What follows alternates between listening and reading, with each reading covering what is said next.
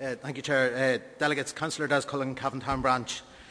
Delegates, many of us that are involved in the education system, either as professionals or parents or even pupils, eagerly await the announcement of the school building programme every February. This year the Government announced 53 new projects to proceed to tender or to construction. But behind that announcement lies the frustration of so many schools across the length and breadth of this country.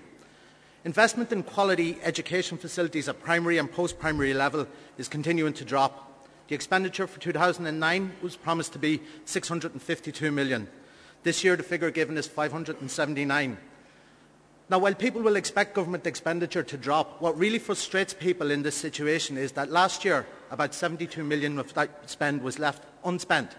Now, how many schools could have been built, could be renovated, refurbished or extended with that money? How many classrooms could that have had a positive effect on? But delegates, while there are 53 new schools that have new hopes and new expectations, there are still hundreds who remain in a perpetual sense of limbo. They don't know where they stand in the grand scheme of things.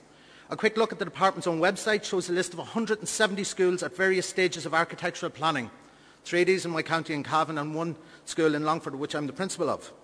And some of these schools have been at this stage for years and have no indication of when they're going to proceed. And if you take roughly 50 projects per year, many of us realise that it's going to take a long time. To make matters worse, there's even 1,200 schools listed as applicants for extensions, renovations or new builds.